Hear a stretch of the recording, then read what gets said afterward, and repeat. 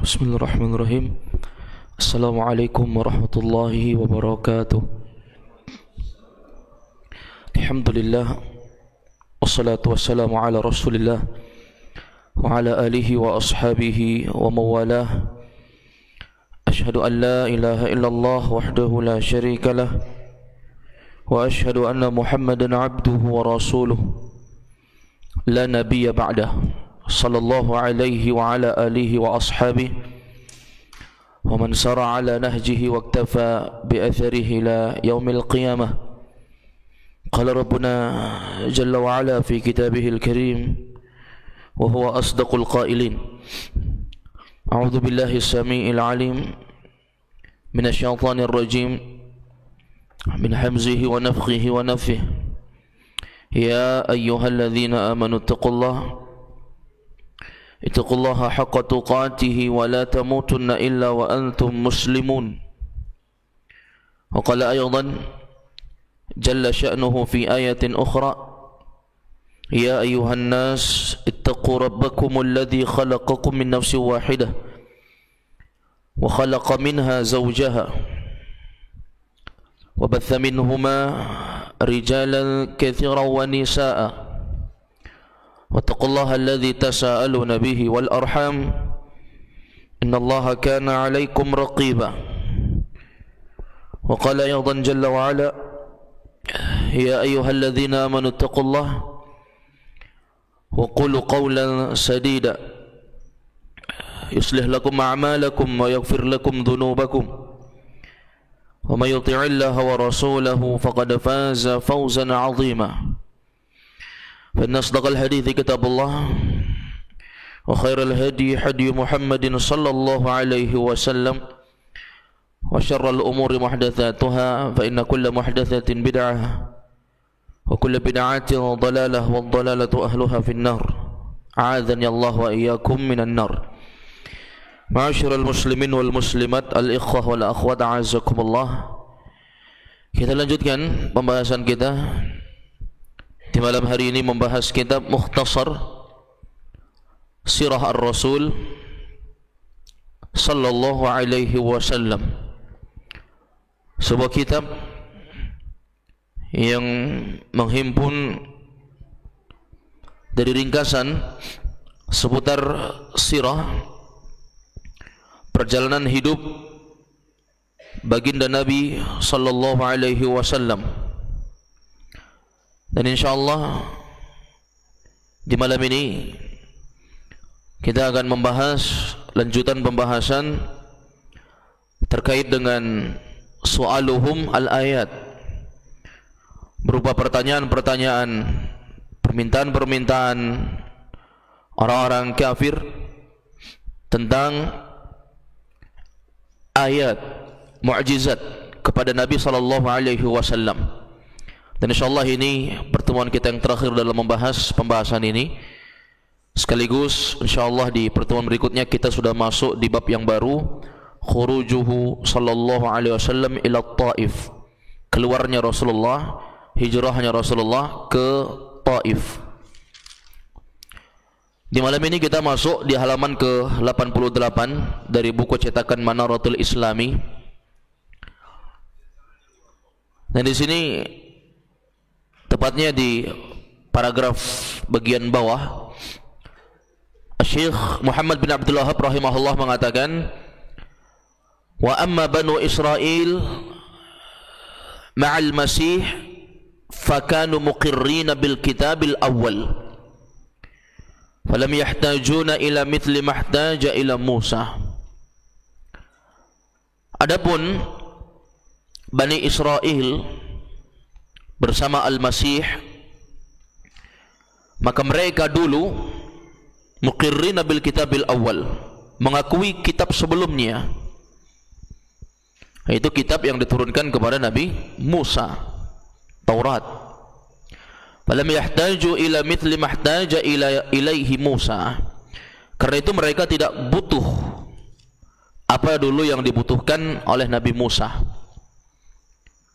Ini ma'asyiral muslimin wal muslimat azakumullah.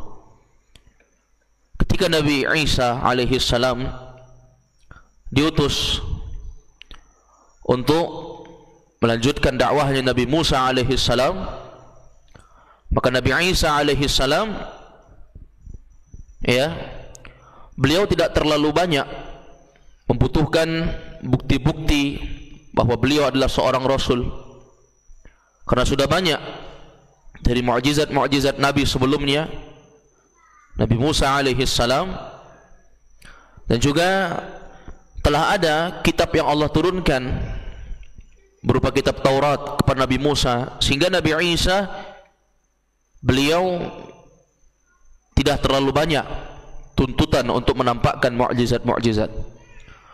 Wa Muhammad, adapun Rasulullah Muhammad sallallahu alaihi wasallam, lam yakun muhtajan ila jinsi taqririn nubuwah, maka beliau sebenarnya juga tidak butuh banyak pengakuan akan kenabian, tidak perlu banyak. Tapi ma'asyiral muslimin a'azakumullah, zaman Rasulullah diangkat menjadi rasul, nah itu zaman yang sangat lama sekali. Antara Nabi Isa dengan Rasulullah Muhammad itu kurang lebih sekitar setengah abad lamanya, itu masa fatrah tidak ada rasul. Diangkatnya Nabi Isa ke atas langit sebagaimana Allah ceritakan dalam Al-Qur'an, wa ma salabuhu wa ma qataluhu walakin syubbiha lahum. Beliau tidak disalib, beliau tidak dibunuh, tidak disalib, tapi ada orang yang diserupakan dengan beliau. Ma'asyiral muslimin wal muslimat a'azakumullah, idh kanatir rusul qablahu ja'at bima yuthbitu dhalik, karena para rasul sebelumnya telah datang membawa mukjizat yang menguatkan hal tersebut. Artinya apa? Ketika Nabi Muhammad SAW diutus menjadi rasul, sebenarnya tidak terlalu banyak membutuhkan bukti bahwa beliau itu nabi. Salah satu bentuknya tentang Rasulullah Muhammad itu sudah diberitakan di kitab-kitab umat sebelumnya, ya kan? Di dalam Taurat Allah SWT ceritakan tentang keadaan Rasul di akhir zaman, merupakan khatimul mursalin, penutup para Rasul. Dan mereka-mereka yang meminta kepada Nabi untuk mendatangkan mukjizat, itu sebenarnya sudah bentuk penentangan, tidak ada sama sekali bentuk penerimaan tentunya. Karena tentunya sudah jelas sekali, sampai Waraqah bin Naufal saja, ini seorang yang dikenal banyak mengetahui tentang ajaran-ajaran umat terdahulu, orang yang dituakan. Ketika Khadijah membawa Rasulullah Muhammad SAW ke sisinya, maka beliau mengatakan itu adalah Rasul, seperti yang disebutkan di dalam kitab Taurat. Mereka mengakui itu. Demikian pula Nabi Isa alaihi salam, ketika Allah turunkan kepadanya Injil, maka banyak bukti-bukti di dalam Injil itu yang menjelaskan bahwa Nabi Isa itu adalah Nabi, bahwasanya akan datang seorang Rasul di akhir zaman yang menjadi khatimul mursalin, khatamul mursalin, penutup para Nabi, yaitu Nabi Muhammad sallallahu alaihi wasallam. Jadi sebenarnya tidak perlu bukti-bukti yang seperti itu, tapi karena memang penentangan, dibuktikanlah oleh Allah Azza wa Jal adanya terbelah bulan, adanya mukjizat-mukjizat yang lain yang besar. Dan antara mukjizat yang besar yang dimiliki oleh Rasulullah itu Al-Quran, yang itu akan terus menjadi hujjah membantah orang-orang kafir sampai akhir zaman. Wa innamal hajah ila tathbitin nubuwatih, hanya saja beliau membutuhkan pengukuhan kenabian, ya, supaya betul-betul nyata, konkret di hadapan mereka bahwa Rasulullah itu adalah seorang nabi. Makanya Allah berikan juga mukjizat. Wa ma'a hadza faqad adhara Allah 'ala yadayhi min al-ayati mithla ayati man qablahu wa a'zam. Dan kata beliau, bersamaan dengan itu, bersamaan dengan apa yang telah disebutkan tadi, faqad adhara Allah 'ala yadayhi, sungguh Allah telah menampakkan, 'ala yadayhi, melalui tangan beliau, melalui tangan Rasulnya, minal ayat, mu'jizat mithla ayati man qablahu, seperti mukjizat orang sebelumnya. Nabi Ibrahim yang tidak bisa dibakar, Nabi Daud yang bisa melunakkan besi, Nabi siapa lagi? Musa yang bisa melempar tongkatnya kemudian berubah menjadi ular yang besar, memakan ular-ularnya penyihir Fir'aun. Demikian pula Nabi Musa yang memiliki kekuatan yang sangat dahsyat, dengan satu kali pukulan bisa mematikan orang, bisa membelah lautan dengan tongkatnya. Itu semua juga tidak kalah mukjizat yang Allah berikan kepada Rasulullah Muhammad. Wa a'zam, bahkan ada yang lebih besar, yaitu Quran, yaitu Al-Quran. Ini mukjizat yang paling besar di antara seluruh rasul-rasul yang Allah SWT utus. Sampai disebutkan dalam Al-Quran, "Lau anzalna hadzal Qur'an 'ala jabal la ra'aitahu khashi'an mutasaddian min khasyatillah." Kalau andai kata Allah menurunkan di atas gunung Al-Quran, la ra'aitahu khashi'an, maka engkau akan melihat gunung itu khashi'an, khusyuk, mutasaddian, hancur lebur, min khasyatillah, karena takut kepada Allah. Wa ma'a hadza lam ya'ti bi ayatil isti'sal, tapi Allah SWT bersama dengan itu tidak mendatangkan mukjizat pemusnahan secara totalitas. Kalau umat terdahulu Allah berikan contohnya Nabi Musa. Allah berikan kepada Nabi Musa apa? Tongkat, yang tongkat itu bisa membelah lautan. Begitu Nabi Musa alaihi salam, Allah perintahkan, lemparkan tongkatmu wahai Musa. Beliau melemparkannya dan terbelahlah lautan menjadi jalanan. Lewatlah Nabi Musa bersama bala tentaranya, orang-orang yang mengikutinya selamat sampai ke seberang. Namun ketika Fir'aun serta bala tentaranya melewati jalan yang dilewati oleh Nabi Musa, laut yang dibelah tadi, begitu mereka telah berada di pertengahan, Allah tutup kembali itu, binasa semua tanpa tersisa. Jadi yang hidup di masa itu hanya orang-orang yang mengikuti Nabi Musa, semua tidak tersisa. Itu azab orang terdahulu. Demikian pula azab yang Allah berikan kepada umat-umat nabi-nabi yang lain. Azabnya azab isti'sal, pemusnahan secara totalitas. Tapi Rasulullah, Allah tidak binasakan dengan azab isti'sal. Bal bayyana Allah fil Quran annaha la tanfa'uhum wa la tadurruhum. Kata Syekh Muhammad bin Abdul Wahhab rahmatullah ta'ala, bahkan Allah menjelaskan di dalam Al-Quran bahwa mukjizat tersebut sebenarnya enggak bermanfaat untuk mereka, ya, bahkan itu membahayakan. Allah tampakkan berapa mukjizat, terbelahnya bulan dan seterusnya, itu sebenarnya enggak manfaat. Kalian cukup meyakini itu sudah banyak bukti-bukti yang jelas, ya. Andai kata pun ditampakkan itu enggak ada manfaat, justru bikin mudarat saja. Kalau kalian sudah ditampakkan menolak, akhirnya musibah. Li'annahu 'alima qulubahum ka qulubil awwalin, karena sesungguhnya Allah mengetahui bahwa hati mereka seperti hati umat terdahulu, suka menentang dan menolak. Itu kan sifat asal manusia memang, ya. Wa khuliqal insanu halu'a, manusia itu dicipta suka banyak keluh kesahnya, suka banyak protesnya. Kama qala ta'ala, Allah berfirman, kadzalika ma atal ladzina min qablihim min rasulin illa qalu sahirun aw majnun.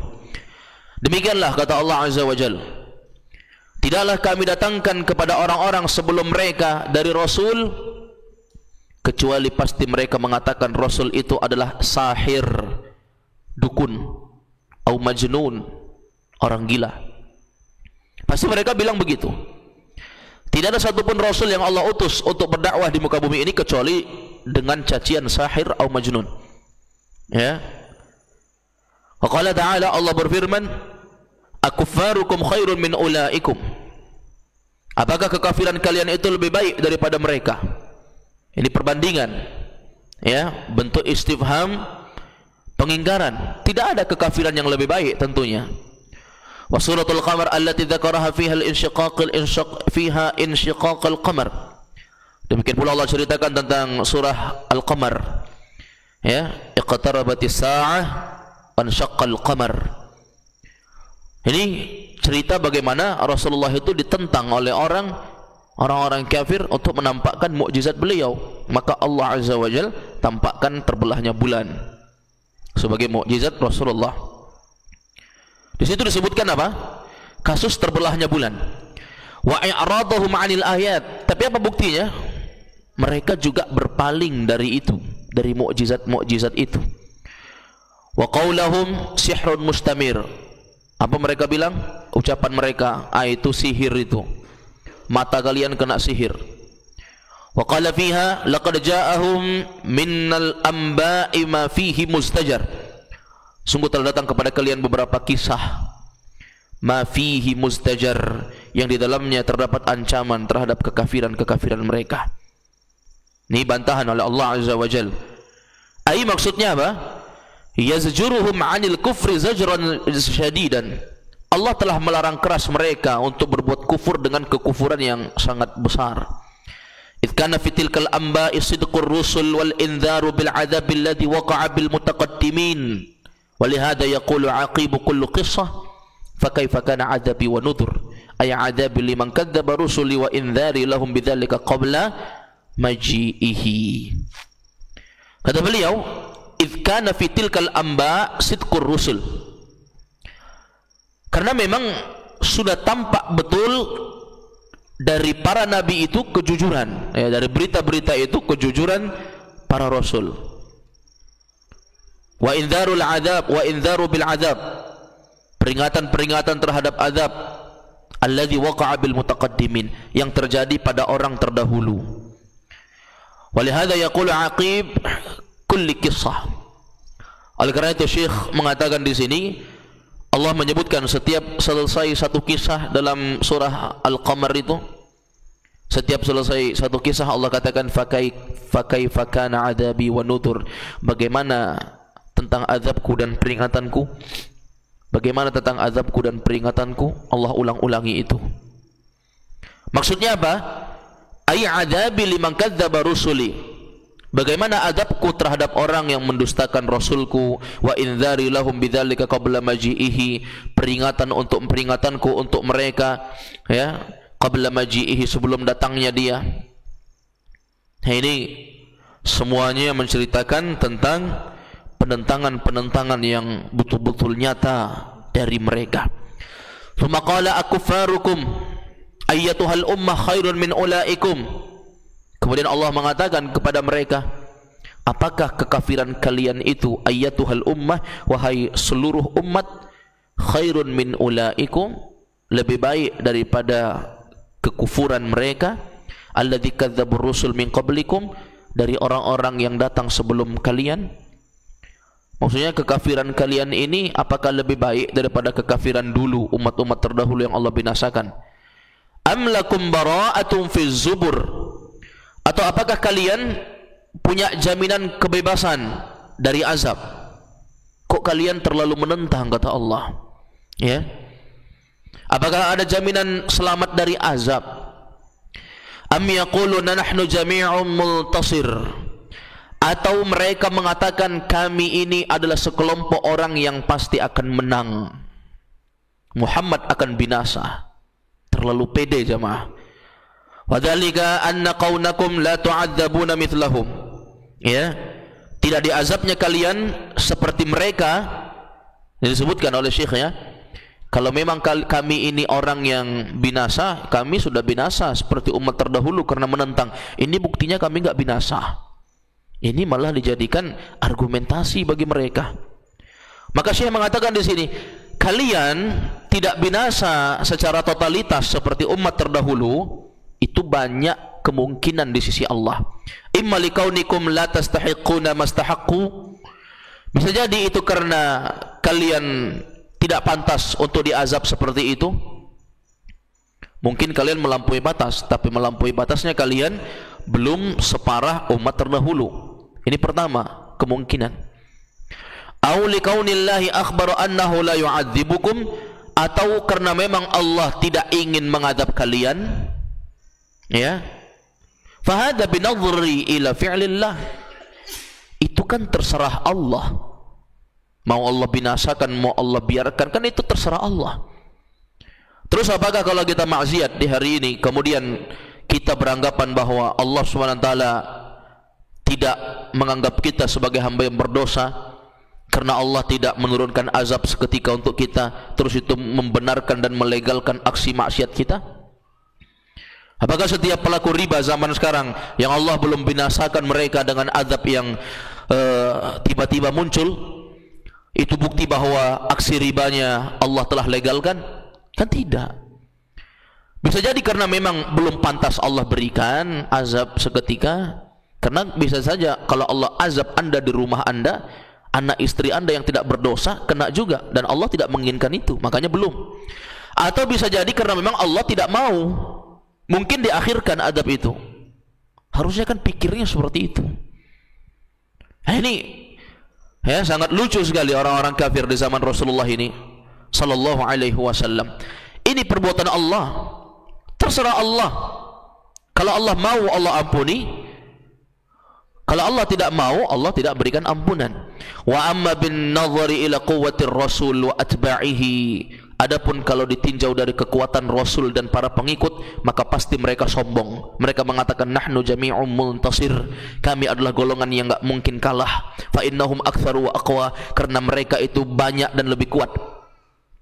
Kalau misalnya dibilang kalau kami ini menentang Allah dan Rasul, kalau dari segi kekuatan, ya jelas menang mereka karena jumlah mereka banyak. Nabi dan para sahabat minoritas. Karena pada al-Islamu ghariban, dulu Islam itu bermula di atas keterasingan. Ini yang disebutkan. Kama qalu, sebagaimana yang disebutkan oleh mereka, ayyul fariqaini khairun maqaman wa ahsanu nadiyya. Di dalam surah Maryam, ila qawlihi adzadzaw wa ri'ya. Kata Syekh di sini, mereka, Syekh membawakan firman Allah Azza wa Jal di surah Maryam. Mereka berkata, ayyul fariqaini khairun maqama. Mana dari dua golongan, musyrik atau kafir, mana dari dua golongan ini yang lebih baik maqaman, tempat tinggalnya, wa ahsanu nadiyya, dan lebih bagus pertemuannya, panggilannya. Sampai firman Allah Ta'ala adzadzaw wa ri'ya, lebih sedap dipandang. Mana yang lebih bagus, mana yang lebih mantap kedudukannya. Ai amwalan wa mandhara, siapa yang lebih banyak hartanya, kami kaum musyrikin atau kalian kaum muslimin? Tentunya mereka kaum muslimin saat itu, orang-orang yang miskin-miskin, para budak-budak yang dianiaya, dimerdekakan satu-satu oleh Nabi, dimerdekakan oleh sahabat-sahabat. Orang tidak punya uang, ya, selevel Bilal bin Rabah, ya, atau orang yang tidak memiliki kekuatan, orang-orang yang berpenyakit, ada orang yang buta, Abdullah bin Ummi Maktum, dan orang-orang yang miskin yang lain, Ammar bin Yasir dan ibu bapaknya, orang yang betul-betul memiliki kelemahan. Wa mandharan, siapa yang lebih dipandang, kami atau kalian? Maka mereka menganggap kesuksesan mereka saat itu sebagai apa? Sebagai bukti bahwa mereka tidak salah. Qala ta'ala sayuhzamul jam'u wa yuwalluna ad-dubur. Allah mengatakan, Allah berfirman, apa kata Allah? Golongan itu pasti akan dikalahkan. Sayuhzamul jam', kumpulan mereka itu akan dikalahkan. Wa yuwalluna ad-dubur, dan mereka pasti akan mundur ke belakang. Ya, Ini sudah kepastian. Innal batila kana zahuqa. Allah mengatakan sesungguhnya kebatilan itu pasti akan sirna, akan hilang, akan kalah. Cuma waktunya. Ya. Akhbara Rasulullah SAW bizahimatihim wa huwa bi Makkah fi qillati min al-atba'i wa da'fin minhum. Wa la yadhunnu ahadun qabla an yuhajira bil 'adati al-ma'rufa anna amrahu ya'lu wa yuqatiluhum.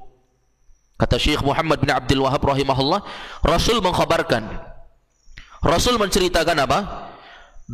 Bihazimatihim, akan kekalahan mereka, wa huwa bi Makkah, sementara Nabi di Makkah. Nabi sudah ceritakan kalian akan kalah fi qillati minal atba', dalam keadaan saat itu jumlah pengikut Nabi sangat sedikit, wa da'fin minhum, dan sangat lemah-lemah. Enggak ada kekuatan, tapi Nabi pernah menjamin. Nabi bilang kalian akan kalah. Wala yadhunnu ahadun qabla an yuhajira, tidak ada satu orang pun yang pernah menyangka sebelum beliau hijrah, bil 'adah ma'rufah, menurut adat kebiasaan, anna amrahu ya'lu wa yuqatiluhum, bahwa dakwah beliau Rasulullah itu akan menjadi tinggi dan beliau akan mengalahkan orang-orang kafir. Enggak ada yang nyangka itu, jamaah. Lihat perang Badar itu, jumlah yang tidak memungkinkan kaum muslimin untuk menang di tahun 2 Hijriah, tapi buktinya menang. Ya. Dan ini tentunya dengan pertolongan Allah SWT. Fakana kama akhbara dzalika bi Badrin. Allah buktikan itu pada perang Badar. Coba lihat. Allah buktikan itu pada perang Badar. Jumlah kaum muslimin yang sangat sedikit saat itu. Wa tilka sunnatullah. Itulah ketetapan Allah. Kama qala ta'ala, Allah berfirman, sunnatullahi allati qad khalat min qabl. Itulah sunnah Allah. Sunnah di sini maknanya ketetapan, karena sunnah itu banyak artinya. Ada sunnah artinya sesuatu yang dianjurkan, mandub, ya. Ada sunnah artinya jalan. Ada sunnah artinya ketetapan. Sunnatullah, ketetapan Allah. Inilah ketetapan Allah, allati qad khalat min qabl, yang juga sudah berlalu kepada orang-orang sebelum kalian. Jadi kalau Allah bilang jadi, bisa, pasti bisa. Walaupun tak mungkin.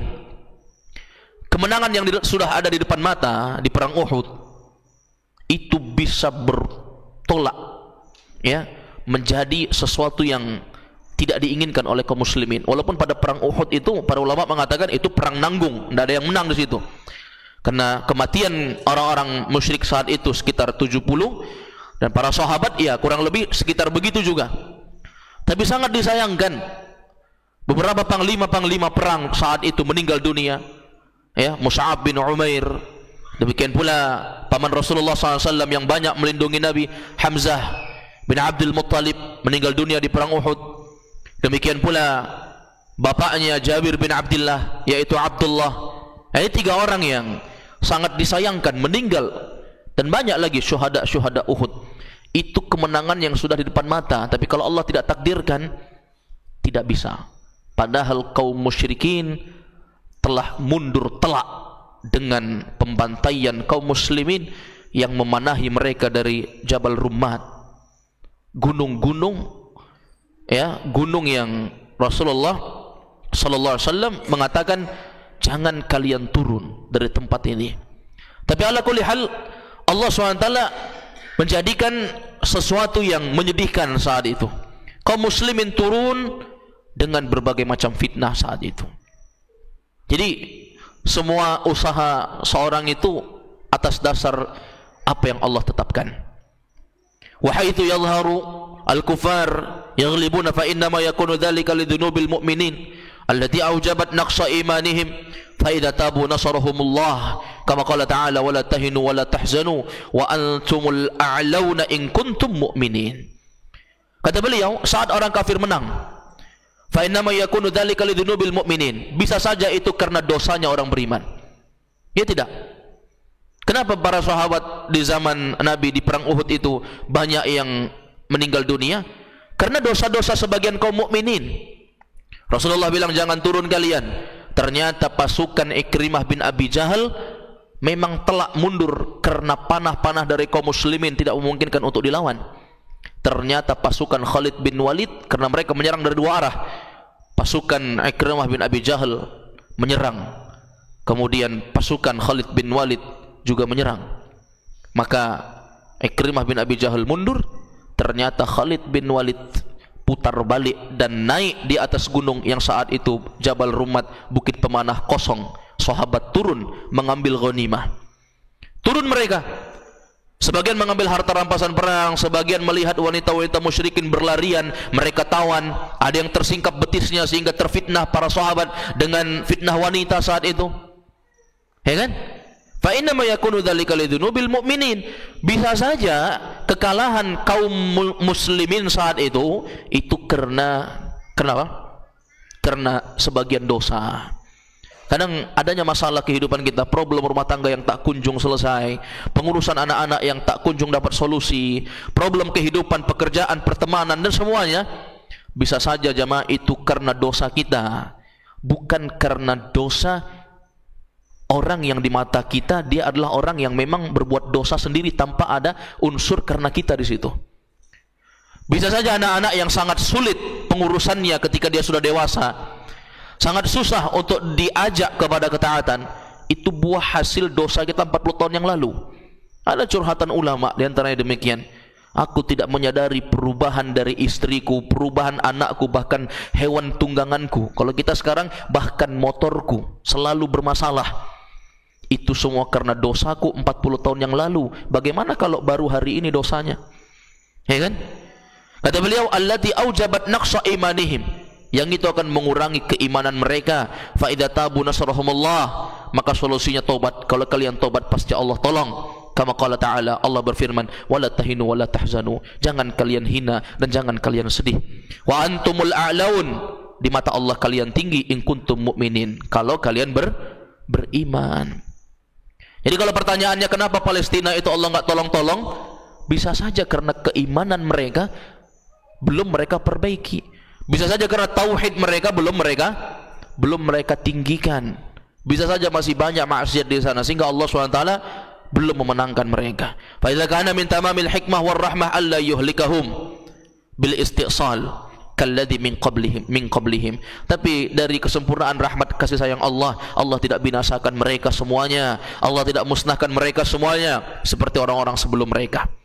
Kama qala ta'ala, Allah mengatakan, akuffarukum khairun min ulaikum am lakum bara'atun fiz zubur. Apakah kekufuran, kekafiran kalian lebih baik daripada mereka? Apakah kalian punya jaminan kebebasan dari dosa? Kana la ya'ti bimujibi dzalika ma'a ityanihi subhanahu bima muqimul hujjah akmala fil hikmati war rahmah. Kata beliau, Allah tidak datangkan azab ya sebagai konsekuensi hal itu. Allah enggak langsung binasakan mereka, ya. Nah, itu adalah bentuk kesempurnaan hikmah Allah. Idh kana ma atabihi hasala bihi kamalul huda wal hujjah. Sebab Allah SWT mendatangkan sesuatu yang bisa menyempurnakan petunjuk dan hujjah. Jadi kalau ada yang bertanya, kenapa Allah enggak binasakan aja orang-orang kafir di zaman Nabi itu? Betapa susahnya Nabi SAW memperjuangkan Islam itu, ya. Kenapa enggak dibinasakan saja? Jawabannya, itulah rahmat Allah. Allah tidak jadikan itu supaya apa? Supaya Allah menyempurnakan petunjuk dan hujjahnya, supaya kita bisa memetik pelajaran. Ada orang-orang yang kufur di zaman dulu, ada perjuangan. Wa mamtana'a minhu dafa'a bihi 'adabil istisal, serta Allah menahan datangnya azab yang memusnahkan. Ma'aujaba baqa'a jumhuril ummah, itu semua adalah faktor yang membuat banyaknya umat Nabi Muhammad hari ini. Mungkin kalau dibinasakan habis sudah, tidak ada. Tapi karena Allah SWT biarkan, akan lahir dari sulbi-sulbi mereka, tulang-tulang punggung mereka, benih-benih anak-anak generasi yang semoga aku harapkan, kata Rasulullah sallallahu alaihi wasallam, mereka ada yang beriman hatta yahtadu wa yu'minu, sampai mereka dapat hidayah dan beriman. Nanti akan datang kepada kita tentang kisah bagaimana Rasulullah itu betul-betul disakiti ketika meninggal pamannya Abdul Muttalib. Beliau pergi hijrah ke Taif dengan harapan dakwahnya akan diterima, karena beliau telah disakiti di Makkah. Pergi ke Taif, ternyata orang-orang Taif melempari beliau dengan batu. Sampai malaikat bertanya kepada Rasulullah SAW, ya Rasulullah, akankah kami angkat gunung ini, ya, dan akan menimpakan kepada penduduk Taif sehingga mereka mati semua? Kata Nabi, tidak. Aku harapkan ada yang mengenal hidayah dan beriman. Wa kana fi irsali khatami ar-rasul minal hikmah al-balighah wa minal minanis sabighah ma lam yakun fi risalati ghairihi. Kata beliau, sungguh dalam kerasulan penutup kerasulan Nabi Muhammad ini terdapat hikmah yang sangat memuncak dan karunia yang sangat agung yang tidak didapatkan pada kerasulan-kerasulan selainnya. Hikmah yang besar.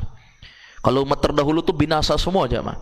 Kaumnya Nabi Saleh, kaumnya Nabi Hud, kaumnya Nabi Lut, kaumnya Nabi Ibrahim, kaumnya dan banyak lagi, ya. Tapi hikmah yang luar biasa ini tentang Rasulullah SAW ini sangat banyak pelajaran-pelajaran yang bisa diambil. Salawatullahi wassalamuhu alaihim ajma'in. Semoga salawat dan salam senantiasa tercurahkan kepada mereka semuanya. Baik, wallahu alam. Selesai pembahasan ini, insyaallah kita masuk di bab yang baru di pertemuan berikutnya. Khurujuhu alaihi salatu wassalam ila Taif. Keluarnya beliau, hijrahnya beliau ke Taif. Baru nanti kita masuk pembahasan terkait dengan Isra dan Mi'raj.